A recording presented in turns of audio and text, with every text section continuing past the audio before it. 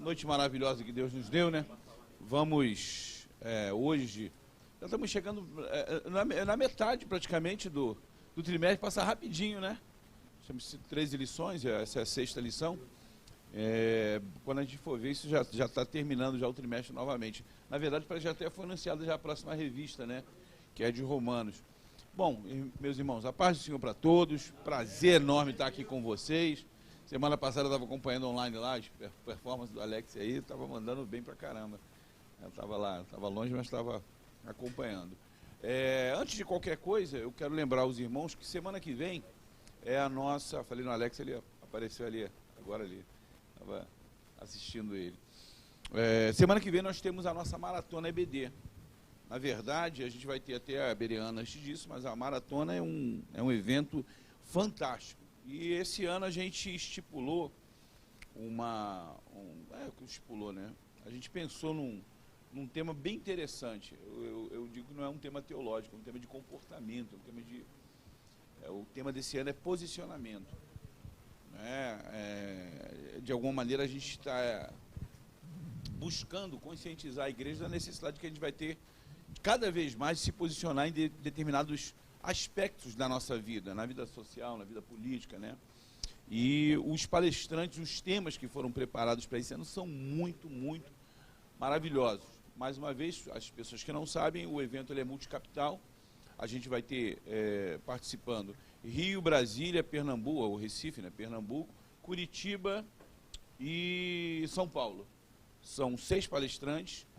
A dinâmica são 5 transmissões, sendo que uma transmissão é sempre feita do polo, então, na verdade, e uma é local. Então, a pessoa que vem ao polo para assistir a maratona, ela acaba tendo 2 momentos de praticamente de exposição presencial, em que o preletor, que o expositor está presente ali. E sempre é muito, né? Todas as 2 vezes que nós fizemos foi assim de uma dinâmica muito interessante. A gente chama de maratona, mas na verdade é quase com uma passagem de bastão, porque termina uma palestra, emenda a outra e os temas têm todos conexão e acaba sendo muito interessante. Então eu convido os irmãos para estarem dentro dessa, participando aqui, vai ser fantástico. E, bom, acho que é isso. Tá? Em linhas gerais é isso. No final a gente vai ter ali as pessoas que quiserem se inscrever lá para o evento, tem algumas... Depois a gente vai explicar aí, tem alguns benefícios de você se inscrever aí no evento. Primeiro que você fica up to date com todas as coisas que estão acontecendo na fábrica EBD. Artigos, sites, vídeos, coisa muito boa, estudos. A Thaís está fazendo um material para o Kids aí que é fantástico. E a gente tem algumas coisas programadas para acontecerem dentro da maratona, né? Apresentar alguns, entre aspas, produtos novos da fábrica. Então vai valer muito a pena, espero que você participe e seja edificado, ok? Eu estou contando com o Serginho para colocar as coisas dele nas redes sociais dele aí, que, né? Arrebenta, né, Serginho? Serginho, quando bota lá ele tocando Roberto Carlos lá, maluco. Pavarotti. Eu sei que eu estou andando um tempo afastado da fé e tal, meio desviado, né? O Serginho bota para quebrar lá tocando lá. Agora está se convertendo, está botando versículo bíblico.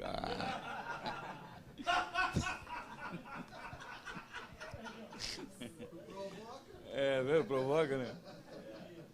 Hoje temos a presença, gente, eu creio que você tem motivação, né? Mas tudo bem, não vou zoar ele não. Mas está aqui conosco o nosso pastor Jonas. Jonas está aqui. Jonas, vem aqui, né? Para fazer uma oração de poder, porque ultimamente os caras que estão orando aqui, inclusive eu, uma fraqueza. Aí eu vou pedir para fazer uma oração de poder para apresentar aqui, né, abençoar aqui a vida do pastor Ronald, que vai ministrar para a gente, tá bom? Vem aqui. O pastor Roberto, o pastor Cid, né, pastor Josiel, triste, mano, triste. Glória a Deus, graça e paz, oremos. Senhor Deus, queremos te adorar, Senhor, nesta manhã ou nesta noite, Senhor, por este momento tão especial, Senhor, que é um momento de aprender a tua palavra, Senhor. Pai amado, Estende a tua mão, Senhor, sobre aqueles, Senhor, que estão à frente, Senhor, deste trabalho magnífico, pastor Ronaldo. Senhor, estende a tua mão, Senhor, sobre o nosso querido preletor, Senhor, nosso professor, Ronald Gustavo. Estende a tua mão, Pai, sobre o teu filho, Pai. Senhor, usa-o poderosamente, Pai querido, para que possamos, Senhor, aprender mais e mais a tua palavra. É o que eu te peço nesta noite, Pai querido, no nome de Jesus. Amém. Você viu que o poder veio no finalzinho, né? Quando deu acelerada, né? Ronald, por favor, gente, recebam com muita alegria no coração.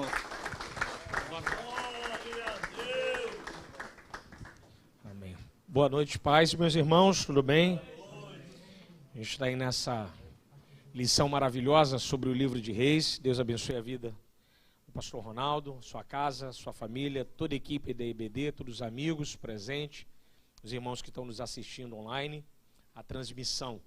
A gente vai falar hoje sobre Jeroboão, né, o primeiro monarca da região norte de Israel. Um monarca que teve algumas dificuldades, reinou não tanto tempo, 22 anos somente, teve muita dificuldade.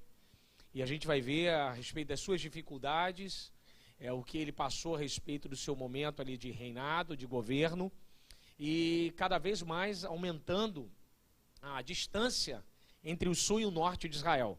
A ruptura que já existia, a gente vai falar alguma coisa sobre ruptura entre o sul e o norte de Israel, vamos falar alguma coisa sobre idolatria, já muito presente, que vai ser enraizada na região norte, que você entendendo algumas coisas, do ponto de vista da interpretação da hermenêutica, fica bem fácil para você entender os embates a partir dos outros reis.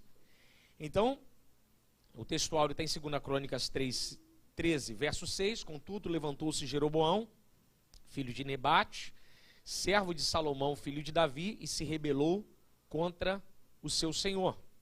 Os objetivos, conhecer as circunstâncias e a ascensão de Jeroboão ao trono de Israel, compreender que apesar de Deus ter permitido a divisão do reino israelita, ele sempre enviou profetas para instruir e corrigir os habitantes do reino do norte.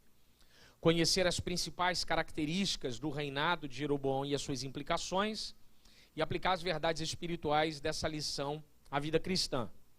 A introdução, Salomão ele vai morrer ali em 922, ele vai ter a sua morte, e logo a partir da morte de Salomão vai ter ali o início já desses tremores a respeito da ruptura entre o norte e o sul. Aí eu coloquei ali em asterisco, os israelitas se reuniram em Siquém, botei norte, para erguer o trono do seu sucessor. Roboão, filho de Salomão, recusou-se a atender à petição das tribos do norte que protestavam contra os altos impostos. Quando eu olhei essa introdução que o pastor Gesiel Nunes Gomes fez e colocou de maneira muito interessante, a pergunta que eu fiz à lição foi a seguinte: por que Roboão ele foi para Siquém para legitimar o seu reinado? Se é que de fato, por exemplo, por que ele vai para lá, para Siquém? Se o trono, o palácio estava no sul, o templo estava no sul, em Judá, por que Roboão se deslocou ao norte de Israel? Por que ele vai para Siquém? A ideia de Roboão para Siquém, ao norte de Israel, foi proposital.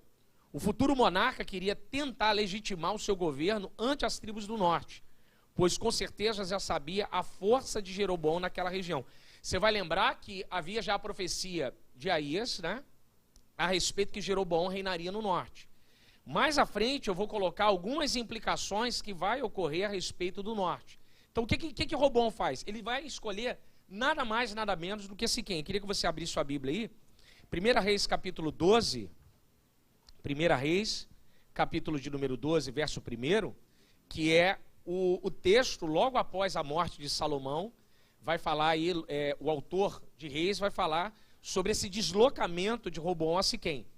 Foi Roboão a Siquém, porque todo Israel se reuniu lá para o fazer rei.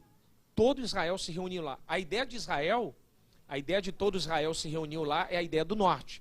Ou seja, toda a região norte, Felipe, se reuniu lá para fazer um rei. O que Roboão faz? Ele se desloca, porque o norte sempre foi mais forte do que o sul, o norte sempre foi mais rico do que o sul. Aonde chove mais? É no norte. Aonde o rio Jordão nasce? Em Dan. Aonde as grandes riquezas de Israel estão? No norte. As grandes pedreiras? No norte. Então, ele precisava de quê? Da força do norte, das 10 tribos, da grana do norte, né, de toda a infraestrutura do ponto de vista de biodiversidade, pastor Ronaldo, que o norte oferecia, que o sul já tem um pouco mais de dificuldade. Então, ele precisava legitimar lá no norte para poder reinar. Então, ele vai para onde? O texto diz aí, né? Ele foi para Siquém. O que é Siquém na história de Israel? Siquém está situada entre os montes Ebaal e Gerizim, na região central de Efraim. Siquém fica no coração de Israel. Na história de Israel, os patriarcas Abrão e principalmente Jacó têm forte ligação com essa localidade. Eu coloquei aqui embaixo. Isso aqui é um texto que eu escrevi para compartilhar com os irmãos. O que Jerusalém é para Judá, Siquém é para o norte. A maioria das memórias do norte de Israel vem da cidade de Siquém. Aqui o grande texto que todo mundo gosta. Vocês eu não sei, mas eu e minha casa servimos ao Senhor. Esse texto é em Josué, em Siquém. Isso é a aliança de Siquém. Abra sua Bíblia, Josué capítulo 24. Josué capítulo de número 24. Josué, como um bom historiador, o pastor Gilson está aqui, é um excelente historiador e sabe que os reis, eles precisam legitimar sua força através da história. Então ele foi lá na história, lá nos marcos históricos de Israel, para tentar trazer sobre si uma ideia dizendo assim, ó, eu sou um cara legítimo, eu sou filho de Salomão, eu reino no sul, mas eu reino também em Israel, em toda a região. Ó, 24, deixa eu colocar aqui, pode ser 24:1, 24:1 ou 15, né? 15 depois eu leio. Lê o primeiro verso aí, pastor Ronaldo, por gentileza, depois lê o 15 também. Depois reuniu Josué todas as tribos de Israel em Siquém, e chamou os anciãos de Israel, e os seus cabeças, e os seus juízes, e os seus oficiais, e eles se apresentaram diante de Deus. Verso 15.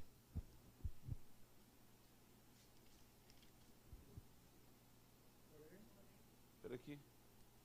Bom, eu sei de cabeça, mas eu quero ler aqui, né?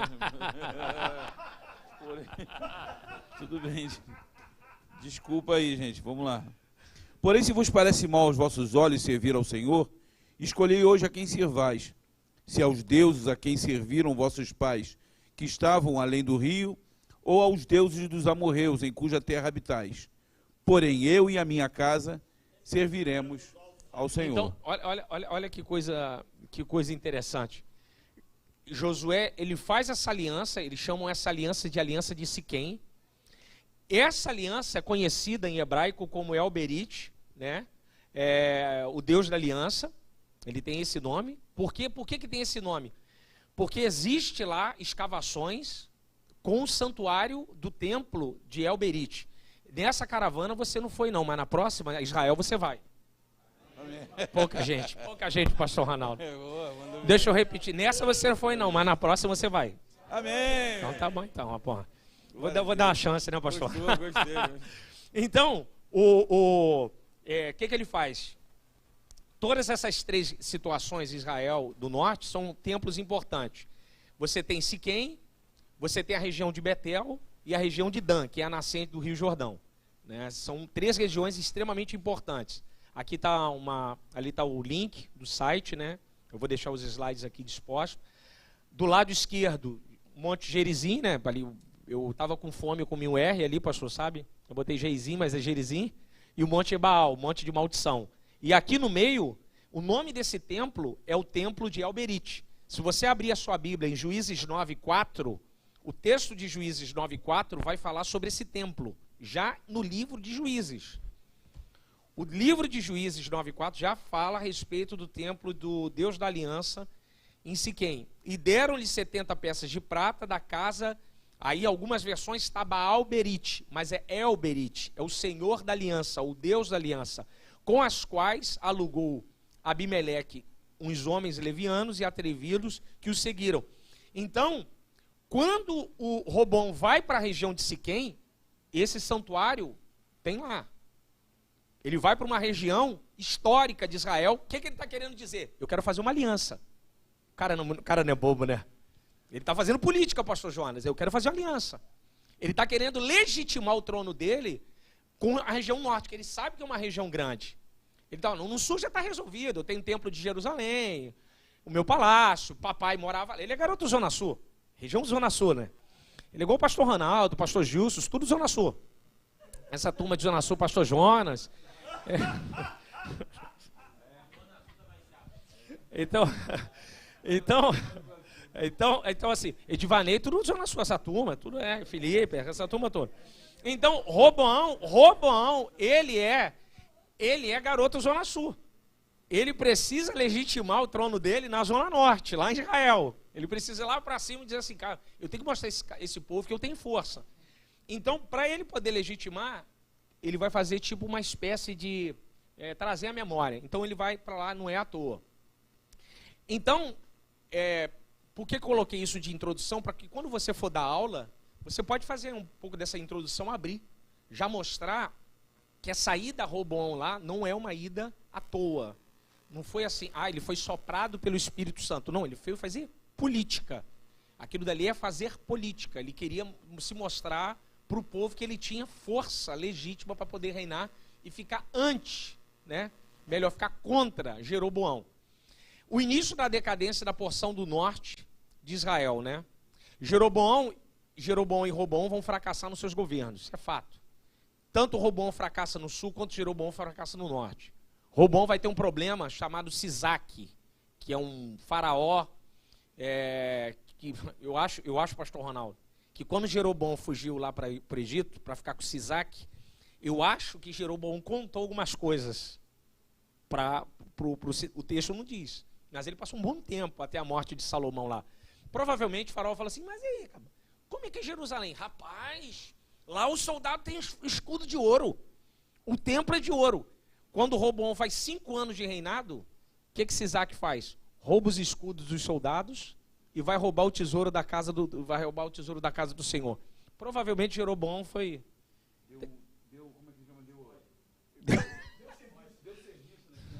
Não, provavelmente, porque assim, depois você lê em casa, a minha lição não é Roboão, mas eu estou abordando para você, só mostrando essa questão. Jeroboão fica um tempo com Sisaque, depois de 5 anos ele invade a cidade de Jerusalém e vai pegar os tesouros. Mas como é que esse cara sabia que tinha tesouro em Jerusalém? Jeroboão passou um tempo na casa dele.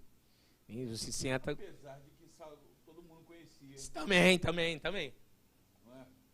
E com a morte de Salomão ficou muito enfraquecida, né? Ficou enfraquecido o governo. Mas deve ter, que horas que funciona lá? Tal hora, tal lugar, deve ter contado algumas coisas, ele foi lá. Então, ambos fracassam. Ambos são ruins no seu governo. Jeroboão vai ter uma dificuldade, porque reinar no norte não é reinar no sul. Norte não tem nada, no sul tem tudo. No sul tem um templo, tem um palácio, administração, tem corvéia, tem os trabalhadores. O norte não tem palácio, o norte não tem exército no norte, tem um conglomerado de gente, de tribos que podia se unir, você não tem uma administração. Então Jeroboão, para assumir um trono, ele precisava colocar o quê? Uma estrutura. Então ele teve que montar uma estrutura. Mas como é que você monta uma estrutura assim, do dia para a noite? É para lutar contra inimigos que vêm de ambientes externos, não é? Fora os problemas internos com a questão do sul. Então ambos vão fracassar. Só que essa crise não é de hoje. Essa crise é antiga. Se você botar aí Juízes capítulo 12, verso 4 ou 6, deixa eu abrir aqui Juízes 12, 4 ou 6, já tem um problema, esse é antigo, tá? O problema é antigo. Ajuntou Jefté todos os homens de Gileade e pelejou contra Efraim. É Gileade contra Efraim. É gente morando na mesma terra, irmãos que saíram do Egito lutando contra os próprios irmãos na mesma terra. E os homens de Gileade feriram Efraim é norte, e disseram os fugitivos, sois efraimitas, vós gileaditas, que morais, exatamente, de Efraim e Manassés. 2 irmãos, Efraim e Manassés, aí vai ter o lance do sotaque. Então lhe tomavam a dizer, diz pois Sibolete. Quando dizia Sibolete, não podendo exprimir bem a palavra, então pegavam ele e o matavam nos vales do Jordão. E caíram de Efraim, naquele tempo, 42.000 homens.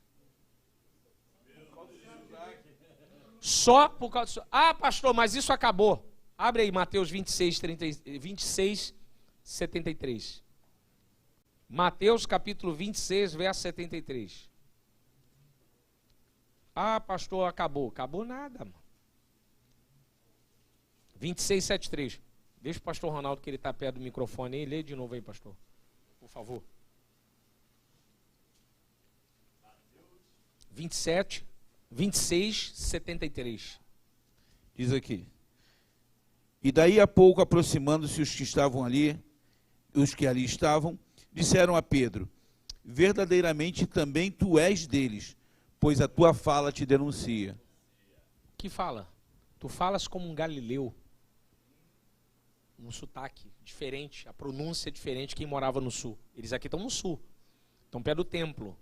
Jesus é capturado, ele está na esplanada do templo. Então, na conversa, você fala como um galileu. Você tem um sotaque. Então, quem mora no norte tinha um sotaque diferente do sotaque do sul. Isso é para você ver a questão da divisão. Davi vai ter 3 unções. Ele vai ser ungido rei 3 vezes. Vai ser ungido rei em Belém, depois em Hebrom.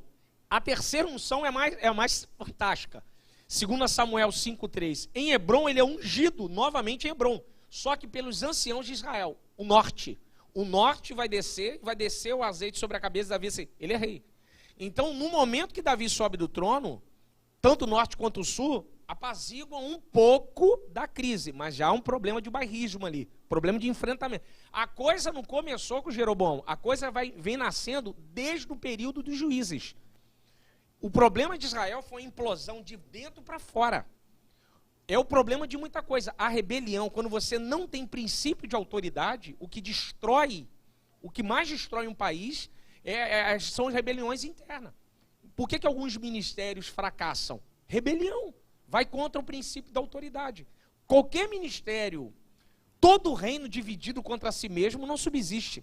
Toda casa dividida contra si não ficará de pé. Jesus já fala isso, quando fala sobre a expulsão do demônio mudo, quando eles dizem que Jesus expulsou em nome de Beelzebu, Mateus 12, né, 22, não é? A partir do 22 o relato, porque é um milagre messiânico, né? Então Jesus faz uma cura messiânica, expulsa um demônio mudo, só o Messias pode expulsar demônio mudo, ninguém mais podia, só ele. Então Jesus fala essa palavra, porque a ideia da autoridade é algo muito importante. Por que Israel fracassa? Quando a gente vê o reino dividido, o pastor Ronaldo, mas isso aí começou agora. Começou nada, isso aí é ferida mal fechada. Porque o problema não foi tirar o povo do Egito. O problema foi fazer tribo virar nação. O problema foi fazer, ao invés de eu pensar na minha família, pensar na nossa família. Por isso que o Novo Testamento não tem nada nem meu nem seu. Tudo é nosso. O Pai é nosso, o pão é nosso. No Novo Testamento é comunidade. Aleluia. Aqui é comunitário. Aqui não tem eu, aqui é nós, aleluia. Aqui é todo mundo junto. Você não gosta desse irmão? Não tem importância, você vai com ele para toda a eternidade, aleluia. Então, para você sarar esse problema, paga um Outback hoje para ele quando terminar aqui. Aí vocês dão glória a Deus, né? Falou em Outback, Edvané, a turma já fala,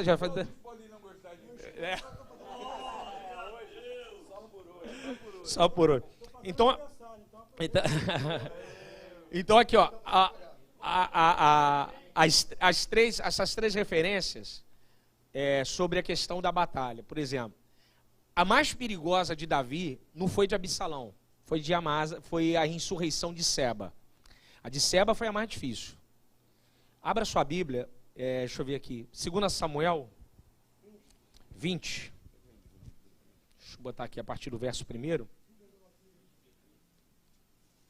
Essa é braba. Essa aqui, se a gente lesse esse livro de Samuel, como se fosse um livro de história, do ponto de vista de cinema, e a gente estivesse lendo esse texto, a partir do verso 1, 20, não, verso 1. Pode ler, pastor, o pastor Ronaldo? Lê o verso 1 e 2. 2 Samuel 20, verso 1 e 2, por gentileza. Diz assim: então se achou ali por acaso um homem de Belial, cujo nome era Seba, filho de Bicri, homem de Benjamim, o qual tocou a trombeta e disse: não temos parte em Davi, nem herança no filho de Jessé, cada um às suas tendas, ó Israel. Então todos os homens de Israel se separaram de Davi e seguiram Seba, filho de Bicri. Porém os homens de Judá se uniram ao seu rei, desde o Jordão até Jerusalém. Até aí, pastor. Ó, não temos parte com a casa de Davi. Todos os homens de Israel saíram do governo. Todo mundo abandonou Davi. Mas você imagina, 10 tribos contra 2. Aí, ó, todo mundo ficou com Seba. A rebelião de Absalão, comparada a essa, foi pequena. Porque ele conseguiu ainda apagar um incêndio, que Absalão ainda consegue arregimentar alguns do norte, mas essa foi perigosa. Porque quando ele toca a trombeta, e o texto diz aí no verso 2, que os homens de Judá se apegaram ao rei. Por quê? Davi governa em Jerusalém. Aí no verso de número 4, Amasa, que é o comandante, Davi também é malandro, cara. É muito político. Amasa era o capitão do exército de Absalão. Amasa é o camarada que manda no reino do norte, nas tribos do norte. O que é que Davi fez? Rapaz, esse cara manda lá em cima. Quando Absalão morre, o que ele pega? Ele tira Joabe do comando e bota Amasa como líder do exército. Para quê? Ele quer unir os homens do norte junto aos homens do sul. Olha o que acontece aí no verso... Lê para mim, pastor Ronaldo, verso 4. Ou Edvanei. Disse mais o rei a Amasa: convoca-me os homens de Judá para o 3º dia, e tu então apresenta-te aqui. Lê o 5, continua. E foi Amasa para convocar a Judá, porém demorou-se além do tempo que lhe tinha designado. Ó, Amasa.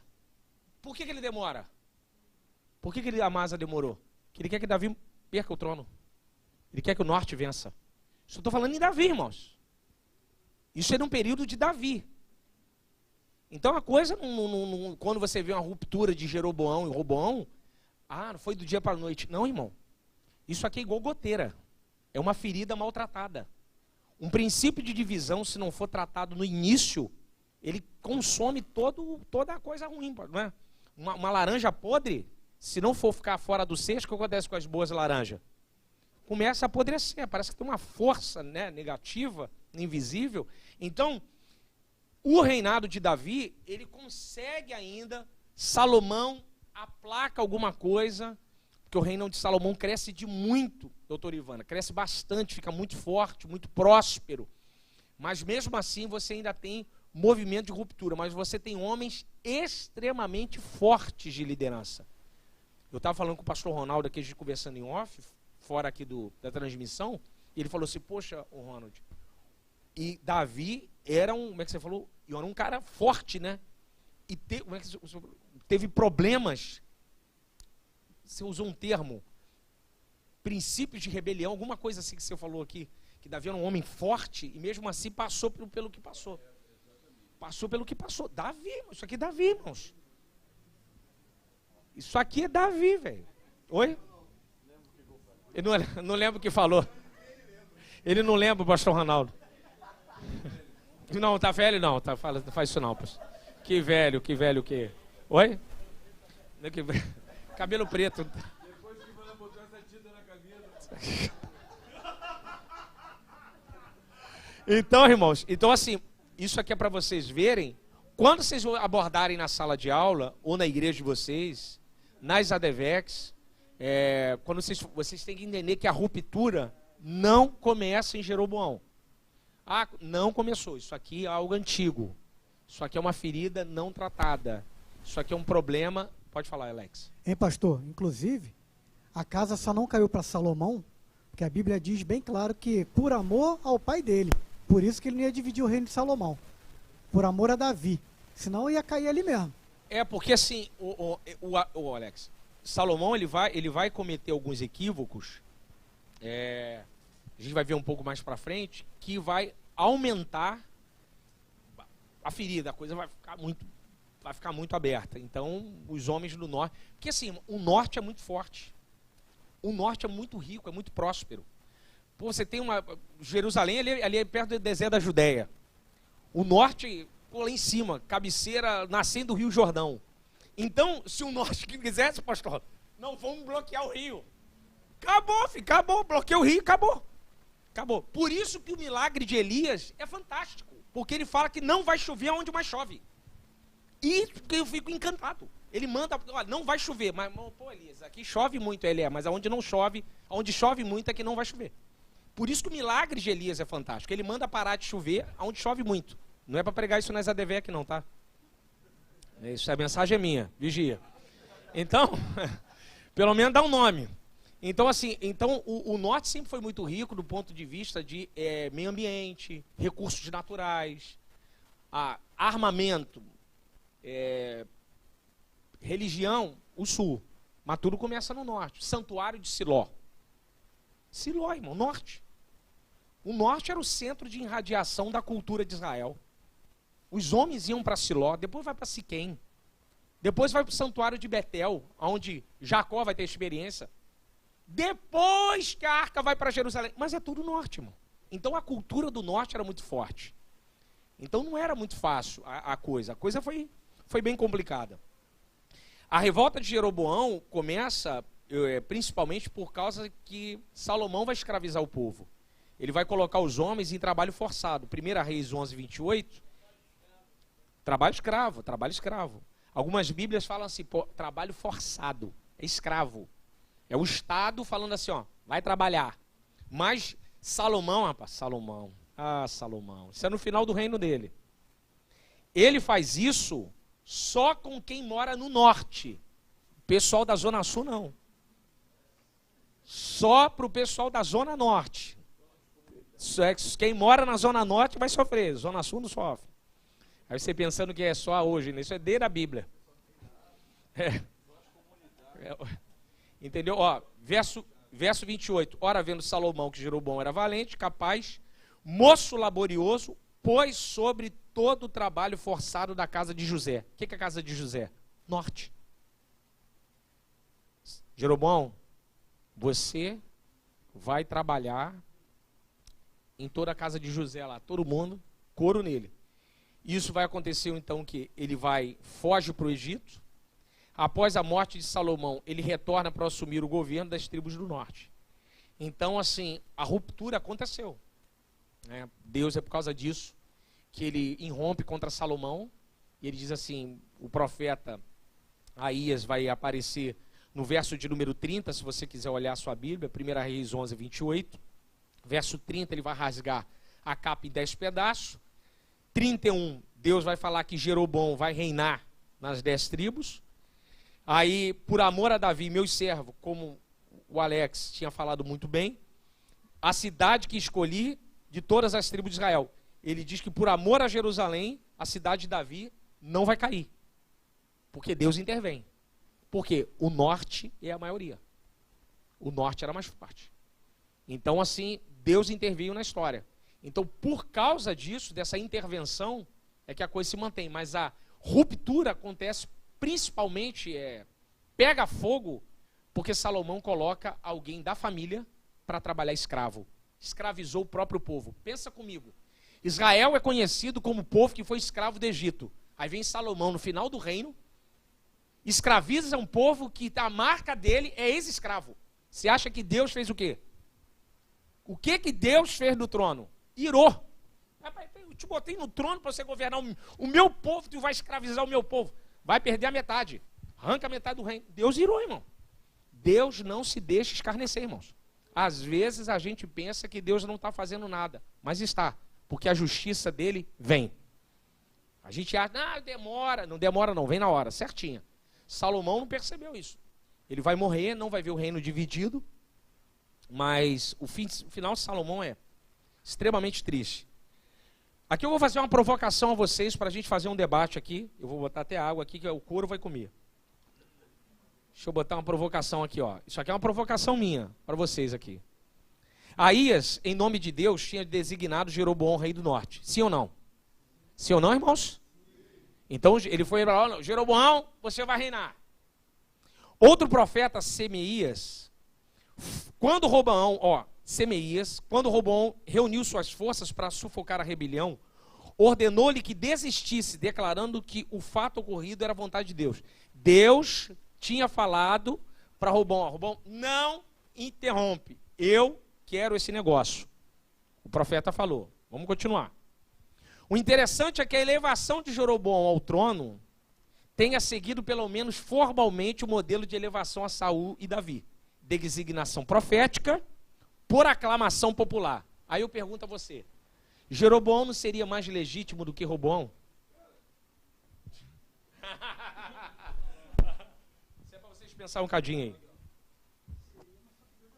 Uma coisa interessante de Jeroboão é que o rito, vamos dizer assim, o rito de coisa dele é como se fosse o novo Davi.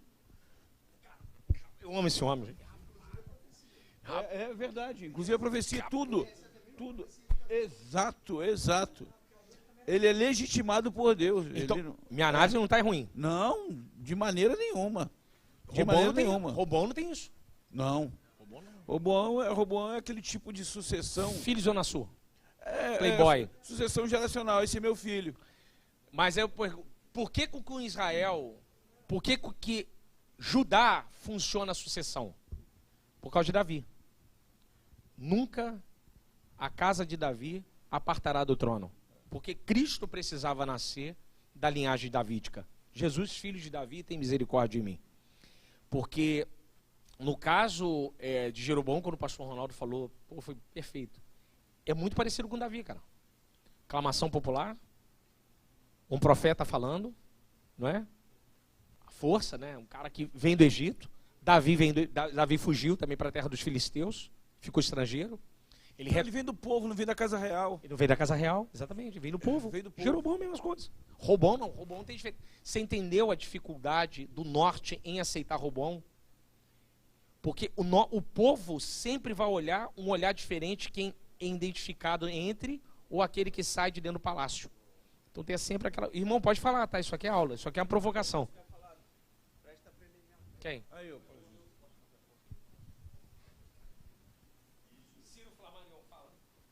Não, assim, né, em primeiro lugar, é claro, né, que é parabenizá-lo pela exposição brilhante, como sempre, que mostrou-nos de modo muito claro e factual essa semente cismática presente no contexto das 12 tribos, e essa ideia de fato, romper com uma visão tribal e se consolidar como uma nação demorou, né?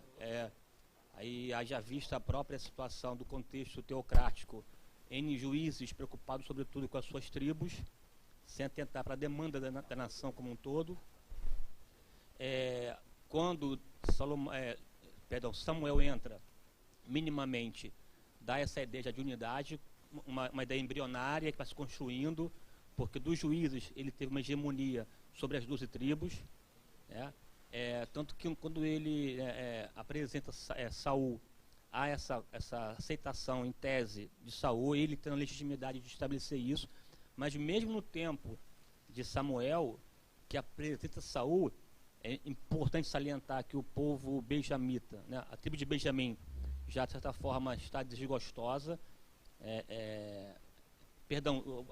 o povo efraimita, a tribo de Efraim, até porque, por mais que ele fosse, né, da tribo de Levi, o sacerdócio, a vida toda consolidada em Efraim. Efraim, de fato, em relação ao norte, é a tribo preponderante. Tanto é que se confunde, às vezes, Israel e Efraim por conta dessa, pela grandeza dela, né?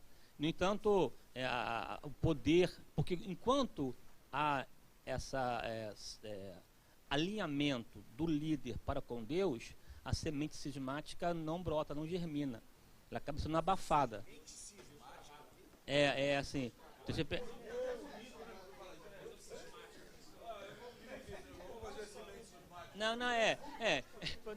Cisma é racha. Quando eu separar as classes domingo, eu falo, gente, a semente cismática agora. Então, aí minimamente Saul dá essa ideia de unidade, claro que também fazendo imagina 12 tribos, de repente, do nada, né? Tanto que Saul teve que matar lá os bois para poder conclamar a reunião e tudo mais, enfim. Davi, quando entra, primeiramente ungido, né, no contexto do sul, depois de 7 anos, então esse poder sendo reconhecido, o norte também vai, então, chancela e reconhece publicamente. Então ele consegue reinar sobre as 12 tribos. Ao final do seu reinado, toda a situação se colocou aí com maestria, de pipocando a dita semente cismática, querendo germinar e crescer, né? E tal, enfim. Enfim, aí Salomão entra no cenário. Salomão, com a sua pujança, grandeza, magnitude, é até honroso para as 12 ter Salomão enquanto rei. Todavia, os pecados múltiplos de Salomão o enfraquece, os pecados múltiplos o enfraquece, que acaba, na verdade, sendo a semente do bolo, a escravizar o próprio Efraim. Imagina, né? Escravizar os povos de Efraim é uma situação complicada. Só que nessa esteira, aí Deus então rasga o reino, diz que vai dar e tudo mais. Não, assim, eu tô aqui criando aqui um pano de fundo para poder para contestar aqui. Quando Deus se manifesta através do profeta para Jeroboão e comunica que faria dele rei das 10 tribos, monarca, o problema foi que Jeroboão não soube lidar com essa promessa. Jeroboão não soube fazer como fez Davi. Davi foi ungido lá na sua casa de Jessé. No entanto, mesmo ungido, portanto, com legitimidade de assumir o trono, em nenhum momento ele teve a ousadia de tocar no ungido do Senhor. Ele aguardou. Deus disse que daria a Davi. A maneira como isso aconteceria, não competiria a Davi tomar a frente. O problema de Jeroboão, na minha leitura de Jeroboão, é que logo no começo, ele deixa transparecer já a sua predisposição à rebelião. Ele encabeça a questão ele navega nessa onda cismática. Ele navega nessa onda cismática e, no entanto, na minha leitura, o seu barco afunda. Né? Não, você afunda, porque ele acaba assim, tomando as dores, querendo tirar proveito. E nessa esteira, ele lança sobre as 10 tribos já as mazelas funestas da rebelião, de sorte que já cresce com essa dinâmica. Como aconteceria isso? Deus disse que daria. Como? Não sei. Não caberia a ele tomar a frente, que ele fazia o que ele fez. Ele tomou uma atitude equivocada e, por conta disso, manchou a história do norte com essa pecha da rebelião, que é um problema sério. Eu, assim, quando eu fiz a provocação aqui a respeito da legitimidade dele, do trono, para a gente pensar o modo como ele sobe ao trono, como Deus o eleva ao trono. O pastor Gilson Paulo falou aqui de maneira perfeita. Ele não tinha preparo. Porque Davi assume com a ideia de costura. Não, vamos costurar, né? Vamos tentar, porque Davi, nos anos que ele percorre Israel, depois de você ler em casa, ele anda em todas as fronteiras de Israel, ele conhece todo Israel. Quando Jeroboão já assume com aquela cabeça de rebelião. Não, vamos sufocar o sul, vamos passar por cima deles. Então, assim, você governar tendo já o seu irmão como inimigo e não um inimigo de fora, é um negócio muito complicado. Em Ronald,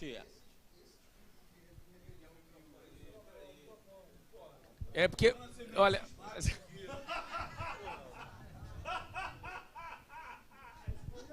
E esse espírito de rebelião cujo pastor Gilson cita... Cismática, né? Não faz repetir isso, não vai dar ruim. Aí eu vou usar uma palavra, então, porque eles não conseguiam se manter coeso por causa da rebelião cismática. Então, isso aí tudo, o espírito de rebelião, ele vem respaldado por uma profecia, né? Como é que ele se garantia nisso aí? Não, rebelião é outra coisa. Não, peraí, me expressei mal. Não é que a profecia... Porque você está querendo dizer que Deus... Não é que a profecia fez ele ser rebelde, mas ele tinha essa autoridade. Você entendeu? Ele recebeu ali... porque assim, por que Deus legitima a divisão? Porque havia escravidão do próprio povo. E o que Deus ele vai dividir... Mas ele não apresentava isso para o povo? Ele vai dividir o povo, olha, vou dividir, para eles não se matarem, senão não sobra Israel. Não há mais Israel. Vamos lá o ponto. Você imagina, você acha que o inimigo, Satã, porque assim, havia uma promessa, o menino vai nascer. O menino vai nascer, já tinha o lugar de nascimento. Onde vai ser? Israel. A profecia era essa, vai vir de Israel. Aí o diabo já sabe, vai vir de Israel, mas ele não sabe quando. Então o que ele vai fazer? Vai tentar todas as maneiras de destruir Israel. Vai fazer ele ir para o cativeiro, vai tentar distanciar. Por que Deus sempre leva o povo de volta para a terra? Porque Deus está dizendo assim, enquanto tiver uma promessa, eu vou levar de volta para a terra. E o diabo fez de todas as maneiras. Deus que, na sua misericórdia, abraça para não sumir, senão eles iam sumir. Essa autoridade que ele recebeu, essa profecia que ele recebeu de Aías, ele não apresentava para o povo? Como assim? Como respaldo da autoridade dele? Não, mas ele sabia, porque o norte ficou do lado dele. O norte, quando fica do lado dele, divide o reino, dividiu o reino. Já tinha um apoio, o norte, então ele vai ser o governador do norte, que já tinha essa ideia na cabeça dele. Na cabeça do povo, nós não somos da casa de Davi. Eu falei aqui da rebelião de Seba, o pastor Ronaldo leu, e o Edvanei também leu aqui a respeito da rebelião de Seba. Eles já tinham isso, nós não fazemos parte da casa de Davi. Essa concepção sempre teve na cabeça dele. Quando eu quis dele. dizer aqui que a profecia respaldou a rebelião, a autoridade dele, não é que a profecia fez ele ser rebelde, mas é que ele se impôs de autoridade porque ele já tinha o respaldo da profecia. Não é que a profecia nos faz ser rebelde, entendeu? Mas ele já tinha na sua mão os 12 pedaços da roupa de Aías ali que falavam... Porque senão, olha só... Eu tenho autoridade. Sidney, pastor Sidney. Isso. Porque assim, autoridade. Você pensa, o povo se matando, como é que ia ficar o Egito do lado de fora? Deixa eles se matarem. Acabou tudo, a gente vai lá e toma a terra. Então, aí o que deu? Não, peraí. O que acontece numa casa com 2 filhos? As crianças brigam. O que a mãe faz? Separar vocês, botar um em cada quarto, vocês vivem, né, na mesma casa, cada um vai ter as suas coisas, porque senão acontece o quê? É guerra todo dia. É guerra todo dia. Pastor, veja, o povo estava do lado de Jeroboão, ok. Mas o povo falou para Roboão, se você ceder nossos pedidos, os anciãos lá do norte, aí a gente cola contigo. Aí Roboão falou, 3 dias eu volto e dou a resposta. Quando que é a aula de Roboão? Domingo que vem. Estou te zoando. Foi esse domingo passado, estou brincando com você. Mas Roboão, mas porque já havia uma ideia do norte de aceitar aquilo. Por quê? Porque, filho, bancar 1000 mulheres no harém de Salomão custa dinheiro. Entendeu? Custa grana. Entendeu? Eu fui dar aula numa Devec e um pastor falou assim, pastor, ele teve 1000 sogras. Eu não vou falar qual é a Devec. Mas assim, Então, como é que você mantém essa estrutura estratosférica? O dinheiro, ele não dá em árvore. Então o que ele faz? Aumenta o imposto onde tem mais gente. Norte. Aí como é que fica o sul? Ele governa no sul. Ele não pode fazer besteira no sul, senão o povo invade o palácio. E o governo diferente para o sul. Demora a chegar a rebelião na porta. Caraca, isso chama de Sérgio Cabralização do IPTU. Ali, mano. IPTU mais caro na Zona Sul. Deixa eu continuar aqui, vamos lá. A instituição de uma falsa religião. Jeroboão assumiu. Ele agora, precisa resolver o problema religioso, que o sul tem algo magnífico, né? Templo de Salomão, né? Ele precisa resolver esse problema. Como é que eu tiro o povo de fazer peregrinação lá para a região sul? Como é que eu faço?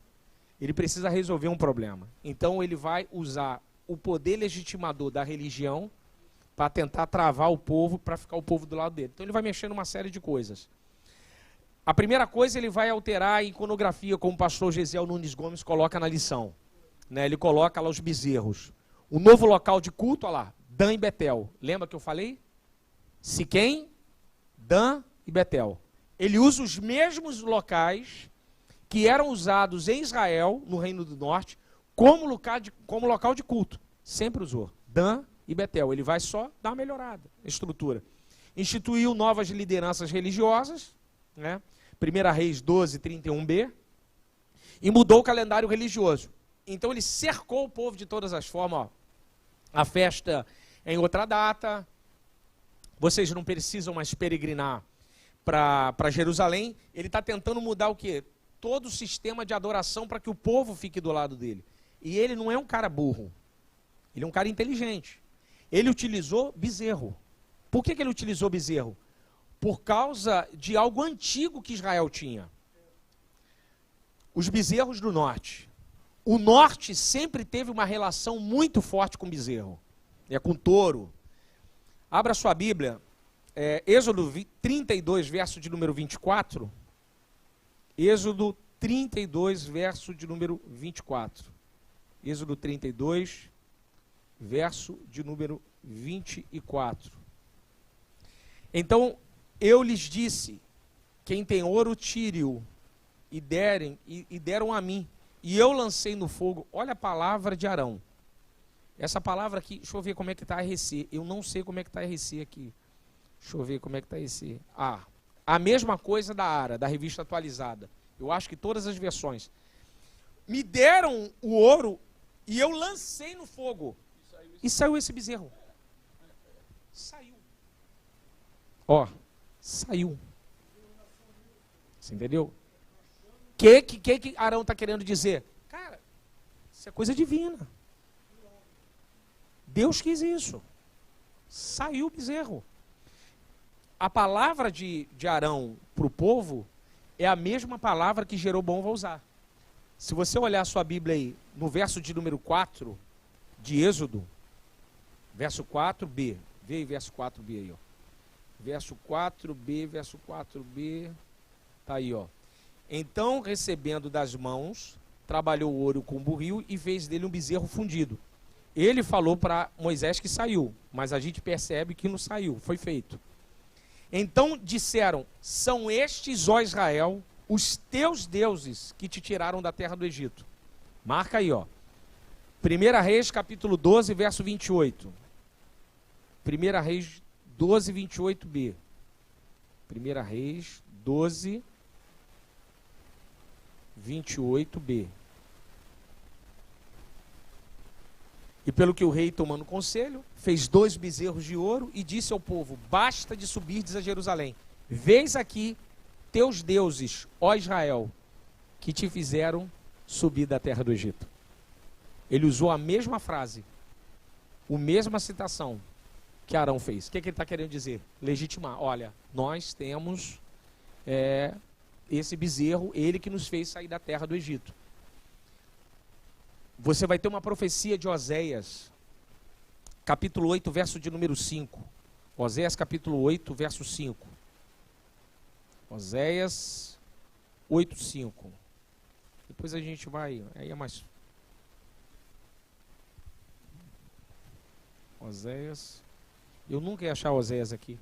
O software está em inglês e estou procurando Oséias. Não vou achar Oséias nunca. Agora que eu achei aqui, está com H. Oséias 8, verso 5. O teu bezerro, ó Samaria, Samaria Norte, é rejeitado, a minha ira se acende contra eles, até quando serão incapazes da inocência? Porque vem de Israel e é obra de artífice. Vem da onde? Israel, norte. Não é Deus, mas em pedaços será desfeito o bezerro de Samaria. Ó, a cultura da adoração de touro, bezerro, entranhou no norte, entranhou. Oséias vai denunciar. Alguns autores, como Flinkenstein, Israel Flinkenstein, da editora Paulus, vai dizer que alguns até legitimam por causa do nome Efraim, que ele vai chamar lá, é chamado de primogênito touro de Javé. Então alguns acreditam que essa ideia de touro ficou muito presente na cabeça de Israel. Só para a gente seguir aqui, já vou dar, deixa eu dar uma palavra aí, pastor. Em 1975, na região de Kuntilet, a Jarud, você vai lá na próxima caravana? Pouca gente tomou posse, pouca gente, pastor Saulo, pouca gente. Lá na região de Cades Barneia, eles fizeram uma descoberta de uns vasos de cerâmica com desenhos, com essas 2 frases escritas. Esses são os vasos. Isso aqui, eles acharam isso aqui na região de Samaria. Olha os bezerros, os touros. Aquele camarada lá é o Mote, o deus da morte. Porque os cananeus acreditavam que o deus da morte chamava Mote, eles chamam. Esse aqui é Javé. Ronald, desculpe. Parece que ele está no supermercado aqui, ó, com o carrinho do supermercado. Pastor Ronaldo, ó. Olha aqui, ó. Olha aqui, ó. Esse aqui é Javé. Vou ali comprar o Deus da morte ali. Aqui, ó, pastor. Esse aqui é Javé. Esse é Javé. Esse é Deus. É o Deus de Israel. Esse aqui, esse desenho iconográfico, assim, mas esse aqui é Ácera. O que diz essas duas frases? A segunda frase é a mais perigosa. Por Iavé de Samaria, isso Ácera. Eles acreditavam que Deus havia casado com Ácera. Isso é para você ver como o norte caiu em decadência do ponto de vista religioso. Isso começou com o quê? Uma ruptura lá atrás, em Juízes. Uma sementinha. Como é que é o nome da semente? Pastor, repete aí. Não, fala aí.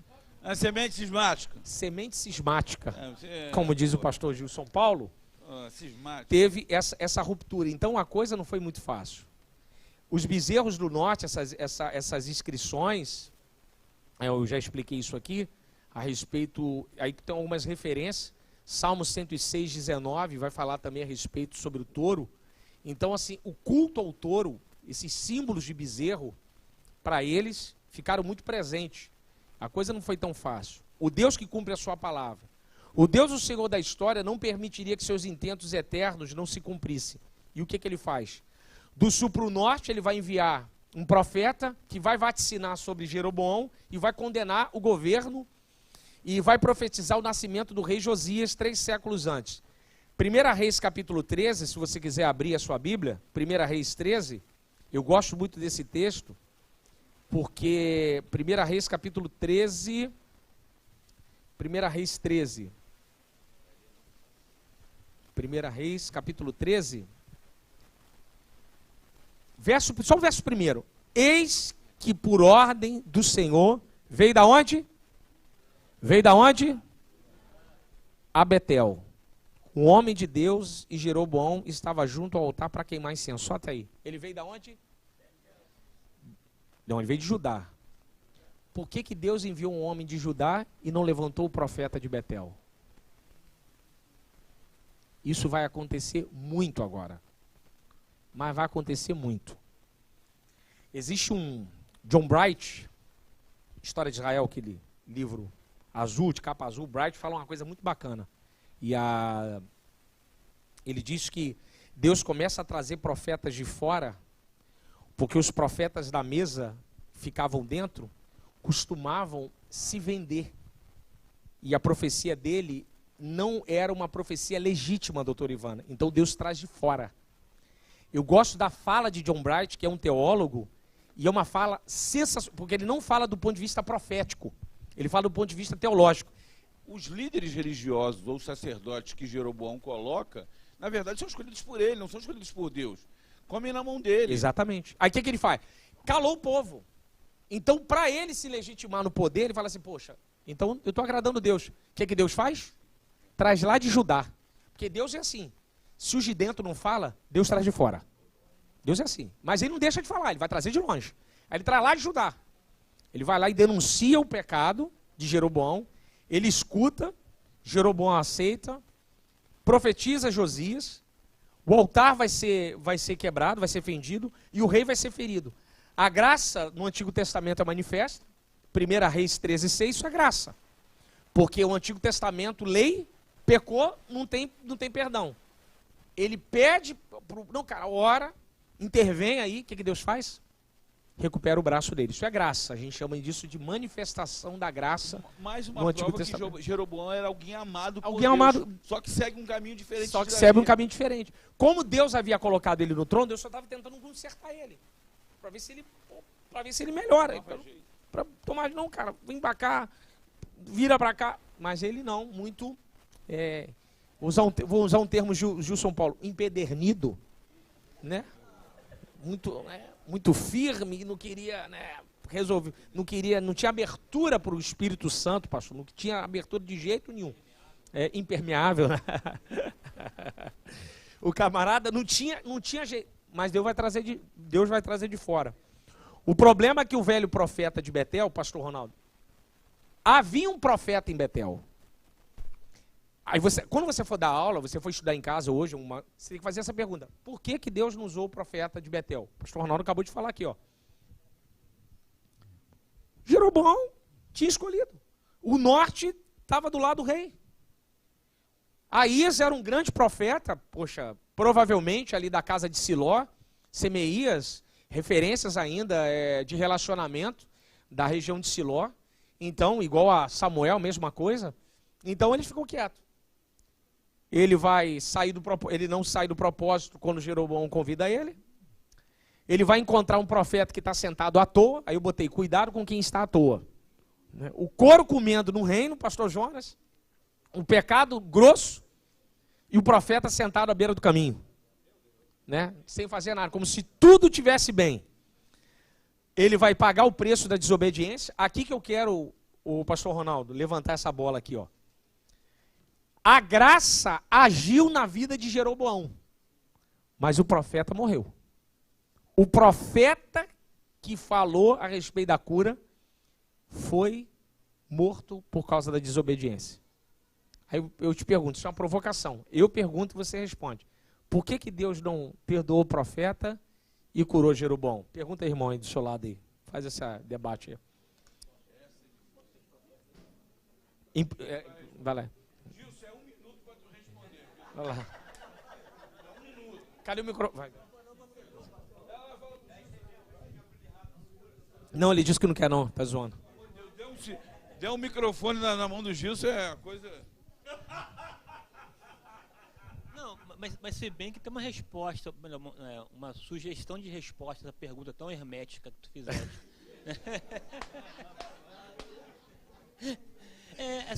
É importante salientar que a narrativa dos reis é uma narrativa na perspectiva profética. Exatamente. Portanto, o destaque ao profeta, o papel, a sua relevância é o tempo todo trazido a barra. Vamos seguir. Então, assim, o preço da desobediência foi caro. Aí eu coloquei aqui no texto, coloquei até um texto de Salomão.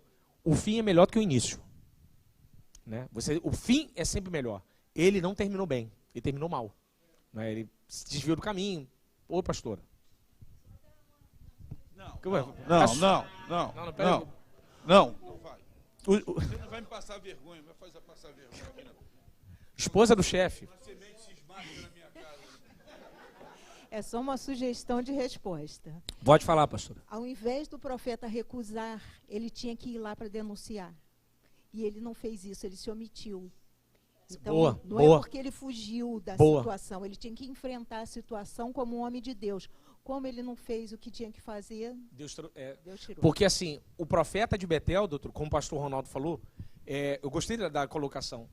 Provavelmente, pode ele estar na mesa de Jeroboão, ele ter ficado quieto. Aí deu, vou trazer de fora. Ele traz de fora, o homem fala, não aceita, desobedece e acaba se perdendo no final da caminhada, infelizmente. Só uma coisa aqui, vou fazer uma citação aqui, os nossos internautas aqui. A irmã Sandra Ribeiro diz, Deus vai pela boca de quem vem de fora. 1 Reis 13 diz, perfeita a sua colocação. Está aqui a Daniela Moratelli da Divec Portugal mandando um bênção para você. E Maravilha. o Geografia da Bíblia, com o nosso irmão Eduardo Hoffman. Tem gente aí do Brasil todo aí acompanhando. Bacana. A Beriano. Deus abençoe lá. Um aplauso aí para os nossos irmãos que estão nos assistindo lá. Nosso irmão lá de Portugal, Deus abençoe. Vamos continuar? Tião agora para encaroçar a tua vida de vez. Tu pensa que é o pastor Gilson que encaroça? Vamos lá. Marque o tempo. Porque o pastor ele falou sobre por que Deus ele trouxe um profeta de fora e não usou alguém de dentro. Não foi porque quando Jeroboão, ele vai botar esse bezerro em Betel, ele vai instituir esses 2 bezerros, a Bíblia fala que a maioria das pessoas religiosas que moravam no Reino do Norte volta para o Reino do Sul. Sim. Será que não foi por falta de opção? Porque a maioria das pessoas que eram berianos, que conheciam a palavra, quando vê ele fazer errado... Opa, irmão, tem mais, eu estou dizendo assim, no caso, ainda fica um profeta em Betel. Tem um profeta em Betel, o profeta velho. Pela questão da distância, talvez ele... A minha pergunta é uma provocação, justamente para provocar mesmo a gente, esse tipo de resposta para a gente poder debater. Entendeu? Então Deus ele traz um profeta, um homem de Deus de fora de Judá, provavelmente ligado ao templo, ainda, né? Porque você vai... Tanto que no Antigo Testamento, a manifestação profética, de profetas escriturísticos, você tem muito mais o sul do que o norte. No norte você tem Oséias, né? Que é o Joel. Joel é um profeta do norte. Joel é Galileu. Jonas é Galileu. Jonas é um profeta da Galileia. Mas assim, os profetas, os grandes profetas, são profetas do sul. São ligados ao templo, né? São profetas cultuais. Você tem manifestações cultuais. E no caso aqui, você vê a dificuldade do enfrentamento do pecado do líder. Mas aprenda uma coisa, meu. Quando os de dentro não fala, Deus traz de fora. Pastor, na Bíblia toda é assim. Pode falar. Nós temos Natan que recebeu... Mas sim. Né? Mais ou menos isso aí. E ele usou de sabedoria para falar a verdade. Mas ele estava no sul. Ele estava no sul. No sul. Podia ter recuado. Que Davi era vacionado por todos. Mas Natan era discípulo de quem era, né? Samuel, né? Reino Unido, uma outra perspectiva. Muito profeta. Elisa, você tem grandes... Mas todos eles são profetas que não têm ligação com o palácio. Porque eles saem do palácio para profetizar. Tanto que vai, você não tem nenhum profeta, todos os profetas. Tem um camarada aí que não fala Micaías, né? Ele nunca diz o que eu quero. Mas eu quero ouvir ele. Por quê? Ele é de fora. Ele é de fora. Então tinha essa questão de suborno. Vamos seguir? Eu acho que você colocou aí a grande questão. Ele não era palaciano. Os profetas palacianos, eles eram escolhidos pelos reis. Né? Então, quer dizer, os fora do palácio, eles tinham compromisso com Deus. Sim, sim. Entendeu? Então, eu acho que essa aí foi a grande questão que você colocou. Eles não eram palacianos. Não. Né? Tanto que Elias, ele está no palácio e Deus fala assim, ó, sai do palácio e vai para o deserto. Eu não quero... Vamos seguir. Vamos deixar o pastor... Ó, vai ter a morte de Abias, agora, né, o filho de Jeroboão vai morrer. Aí um profeta, ó, profeta do norte. Profeta Abias que profetizou o governo de Jeroboão, profetiza seu fim e também a morte do seu filho. Aí eles vai lá e vai vaticinar. Olha, Deus me usou para declarar o seu reino, Deus vai usar a mesma boca para declarar o fim do reino. Vai usar o profeta. Inclusive, Abias vai morrer. Vamos ler lá? 1 Reis, capítulo 14, verso 10. 1 Reis 14, verso de número 10. Vamos seguir, para a gente terminar na hora direitinho, para a gente poder não estourar o tempo. Portanto, eis que trarei mal sobre a casa de Jeroboão, eliminarei de Jeroboão todo e qualquer do sexo masculino, tanto o escravo como o livre, e lançarei fora os descendentes da casa de Jeroboão, como se lança fora o esterco, que de todo ela se acabe. Quem morrer a Jeroboão na cidade, os cães comerão, e o que morrer no campo aberto, as aves do céu comerão. Esses termos, ave e cães, são termos de maldição. Hoje, Golias, entregarei você às aves dos céus. Os cães comerão a sua carne. Isso é um termo de maldição. Está declarando maldição. Então Deus está dizendo para o profeta, ó, diga a Jeroboão, que a partir de agora o reino dele é maldito. Então Deus está dizendo que vai apagar da história a vida de Jeroboão. Ele vai eliminar toda a casa de Jeroboão. Continuando até o verso 12. Tu, pois, dispõe-te e vai para a tua casa, quando puseres os pés na cidade, o menino morrerá. No caso, a esposa de Jeroboão, eu acho esse texto bacana, não vou entrar aqui tanto, porque é um texto profético, ela vai se fantasiar, se disfarçar para poder lá, não, Jeroboão só fala coisa que eu não gosto. Profeta de verdade, um cara todo errado, se disfarça para ver se ele fala alguma coisa, e ele cego, quando ela bota o pé... Olha a esposa de Jeroboão, né? O profeta é... Após 22 anos, Jeroboão vai morrer. Nadab, seu filho, assume. Após 2 anos de reinado, é assassinado junto com os seus parentes por Baasa. Então Deus cumpre a sua palavra. Jeroboão começa muito bem, pastor Jonas. Tem um início avassalador do seu ministério. O pastor Justo falou aqui algo interessante. Ele não soube lidar com a promessa. O pastor Jesus falou que não soube. Deus mostrou, cara. E assim, é bacana que quando ele rasga a capa, o profeta Aías, em 10 pedaços, eu acho bonito. Ele dá na mão de Jeroboão. Toma aqui, ó. Tá na sua mão. Rapaz, isso é muito forte, cara. Aqui, ó. Só toca. Deus está falando, cara, eu estou do teu lado. Falou para Robão. Robão, não interfere lá. Que Deus queria? Para mim, pastor Ronaldo, eu acho que Deus queria tratar os 2 irmãos. Olha lá, vai falar. Mas é 1 minuto. É 1 minuto. A cara do pastor Ronaldo, a cara. Olha. Fala aí, pode falar, Gil. Pode falar. Não, assim, é exatamente isso que o senhor está colocando aí, o professor. Tem muita gente que tem chamada, tem ministério, tem a bênção de Deus, mas troca os pés pelas mãos, Troca. querendo avançar e Avançar em etapa. Exatamente, concordo. É exatamente a pergunta que eu fiz. O que ele tinha fez ele se sentir maior do que ele era. Entendeu? Eu assim, olhando, não estou fazendo uma conjectura, estou falando, olhando um olhar de leitor. Acho que Deus trataria os dois irmãos, traria um pouco de maturidade e depois traria novamente a unidade. Ó, eu vou unir vocês de novo. Eu acho que no momento histórico, pastor Ronaldo, levantaria um rei e traria novamente reinando norte e sul. Infelizmente, isso não ocorre. As 10 tribos são evaporadas, somem do mapa, sumiram, evaporou. 722, cativeiro assírio, acabou com tudo. Quem quiser saber como é que foi isso, anota aí. Tem uns relevos no Museu Britânico, em Londres, que Deus vai te levar lá. Tem os relevos no Museu Britânico, os relevos assírios da tomada da cidade de Laquis. Você botar lá no Google, lá vai aparecer os relevos e a foto do museu mostrando como os assírios invadiram a cidade de Laquis e fizeram com a cidade de Laquis. As cenas, a barbárie. É um negócio assim, homens sendo esfolados, né? Esfolado e colocando lá, empalando, arrastando em cavalos, mostram lá, homens assim. Aí alguns com a mão no rosto, você vê que são judeus por causa da vestimenta, né? Com a mão no rosto assim, ó. Alguns tendo as suas barbas cortadas, eles cortavam assim com faca, tiravam, né? Isaías até falam, arrancaram-lhe as nossas barbas. Porque barba era um sinal de autoridade, né? De poder.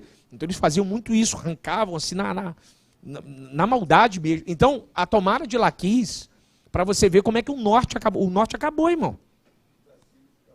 Acabou. Por isso que Jonas tinha medo de ir lá. Jonas fugiu. Pastor Alex, agora para eu legitimar no ponto de vista do Novo Testamento. Isaías 9. A Bíblia diz que a região norte da Galileia é a região das trevas. A Galileia não tem luz. Isaías capítulo 9. Chamam de Galileia. Por que chama Galileia das nações? Muitas nações moraram no norte. Misturaram os povos. Qual é a base do ministério de Jesus? Norte de Israel.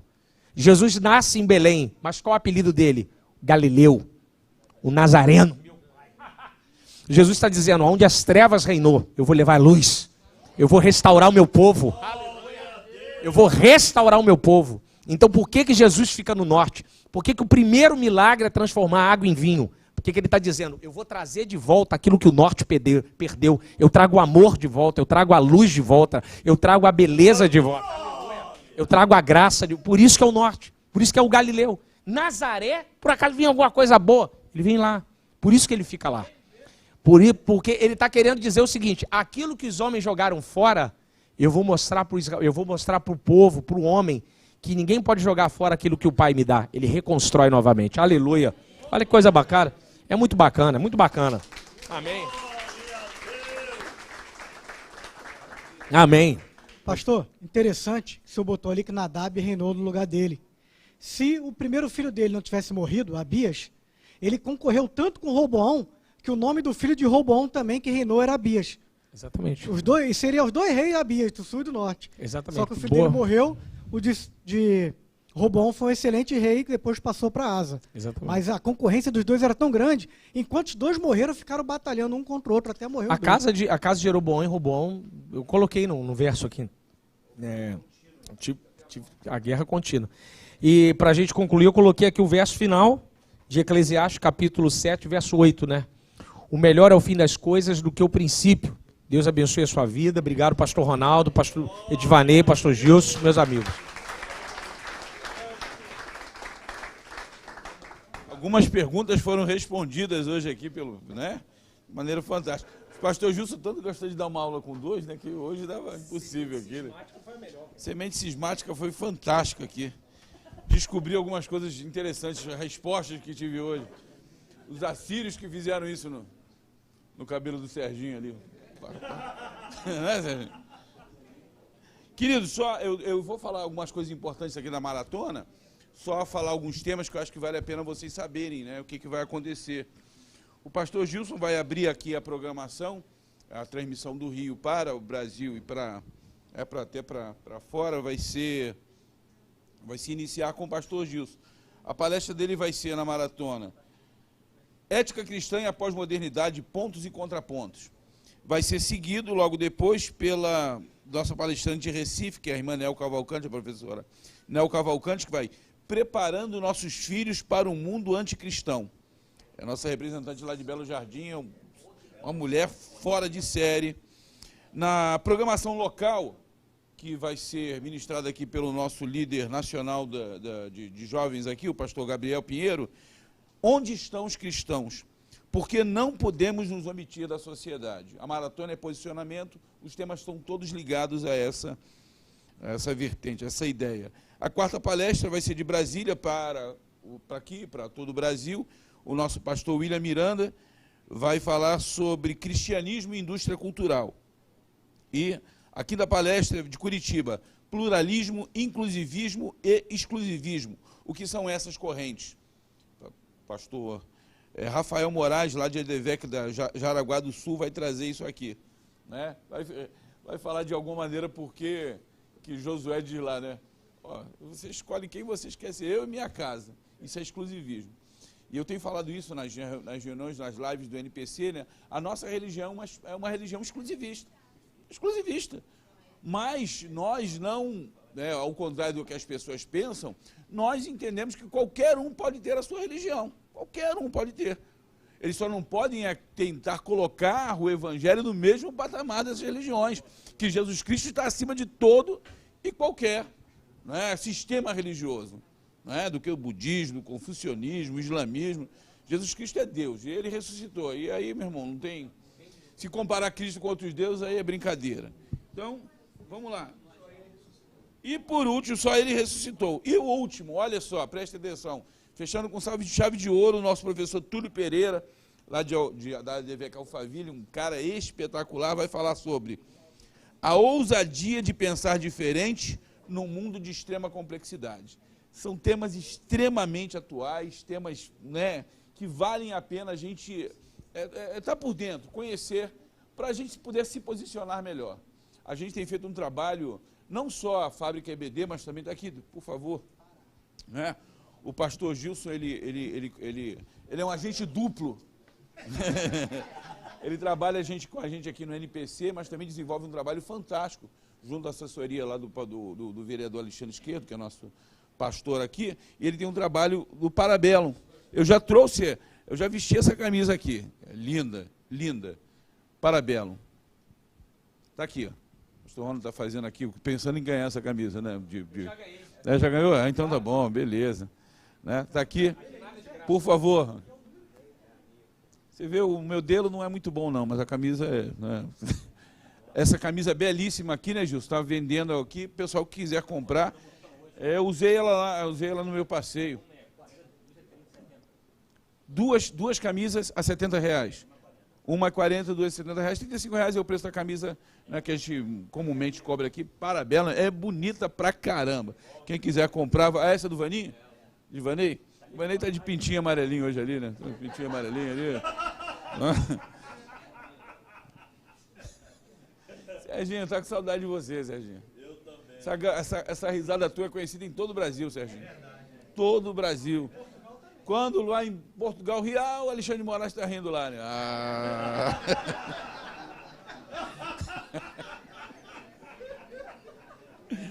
Gente, quantos foram edificados hoje pela palavra? Eu tenho certeza. O Ronald é sempre alguém que traz. O pessoal que quiser sair, tem um QR Code lá para fazer a inscrição lá na maratona. Na verdade, a maratona é 0800, você não precisa absolutamente... Tá aqui? Para você estar sempre atualizado com as informações, quiser baixar o link das palestras, o material que os palestrantes vão disponibilizar, não é? Todo o conteúdo que vai ser trabalhado nessa maratona vai ser disponibilizado para aqueles que fizerem ali a inscrição. Além disso, você ganha sempre as atualizações de tudo que acontece ali na fábrica EBD. Tá bom? Se você não conhece ainda o trabalho que a gente vem desenvolvendo ali, nós temos mais de 100 voluntários no Brasil trabalhando na fábrica. A partir de 9 horas do sábado, né? Quem chegar um pouquinho mais cedo, a gente vai dar vai ter uma super... Eu não falo não dá spoiler não, né? Um cafezinho aí bacaninho, um cafezinho. Chegam cedo. Vai ter um cafezinho aí, 0800, já vou dizer. Tá? Cafezinho 0800. Cafezinho. Eu vi um negócio esse final de semana que eu fiquei horrorizado, cara. O cara dando um cafezinho lá, o cara pegou uma garrafa térmica e foi lá e botou o cafezinho, né? Levou uma garrafa térmica. Se bobear, tem uns irmãos aí que fazem uns trecos desses também, mano. Meu Deus, o cara fica rachado de vergonha com isso. Aqui não, né? Em outras filiais, outros lugares aí. Vamos agradecer ao Senhor, então, vamos orar. Eu queria só fazer uma referência aqui. Dois amigos queridos que estão visitando hoje aqui, são membros, estou dizendo que são membros honorários aqui da igreja, que eles hoje estão no outro ministério lá no Belém, né, servindo o Senhor lá em Miami, estão visitando aqui o Brasil, mas são cria aqui, né, cria aqui da nossa casa. O pastor Sérgio Almeida está ali, e a sua esposa Wilma Almeida, por favor, fiquem de pé, né? Eu vou pedir que o pastor Sérgio faça aqui uma oração aqui em inglês para nós. Mentira, eu tô brincando. O pastor Sérgio aqui. Sérgio, por favor. Oi. É frequentador. O Wilma não perde uma, né? Está sempre assistindo a Bereana lá nos Estados Unidos, lá, comentando, entrando lá, fazendo as suas, né, avaliações, observações. Sérgio, por favor, faça aqui uma, né? Em inglês. Faz uma oração stronger aí, mano. The power aqui, né? Não, para que não haja nenhuma divisão cismática, não é? Para que não haja corações empedernidos. Vem aqui, Sérgio, por favor. Corações empedernidos essa noite aqui. Deus abençoe a todos, muito obrigado. Espero ver todos vocês na sexta-feira na Bereana aqui, né? Na Bereana, e no sábado na nossa maratona EBD. Vamos ficar de pé. A paz a todos, um prazer muito grande. Como dizia um grande amigo nosso do passado, né? Eu não aprendi inglês e estou tentando falar espanhol e esqueci o português. Mas é um prazer estar com vocês, a gente tem realmente acompanhado todo o trabalho de vocês e é coisa tremenda. Não é só em Portugal não, na Flórida também, na América também, amém? Vamos estar orando. Deus amado, Jesus, Senhor amado, muito obrigado a Deus por estarmos na Tua presença, Pai. Tu és o nosso Deus, Tu és o nosso Senhor, ó Pai, nós Te amamos, Te louvamos, amamos a Tua obra, Pai, amamos a Tua igreja, amamos os Teus filhos, amamos aquele, ó Pai, que não Te conhece, ó Deus. Pai santo e justo, nós Te agradecemos por estar na Tua casa, na Tua presença. Pai, pela Tua presença estar entre nós. Eu Te louvo, ó Deus, por aqueles que têm aqui ministrado, os Teus pastores, Teus filhos, ó Pai, que têm nos instruído, ó Pai. Continua guardando os Teus filhos, dando cada dia mais unção, sabedoria, Pai, que eles possam cada dia mais ter os seus corações, ó Pai, disponíveis para fazer a Tua obra. Eu Te agradeço em particular, pastor Ronaldo, um amigo de muito tempo, Pai, também sua esposa Ivana, sua filha. Enfim, ó Deus, nós Te agradecemos por estarmos aqui. Abençoa os Teus filhos que estão indo para suas casas, Pai, que a Tua paz, que a Tua palavra, Pai, esteja no coração de cada um, não somente, Pai, termos aprendido, mas também possamos praticar. Ó Deus amado, nos ajuda, nos abençoa, Pai, nos usa, Pai, para fazermos a Tua obra. É o que Te pedimos no nome de Jesus. Amém. Glória a Deus. Vão com Deus, sábado que vem. Sexta-feira já tem surpresa aqui. Sexta-feira, na Bereana, já teremos a surpresa aqui. Tá bom? Vão com Deus. Paz.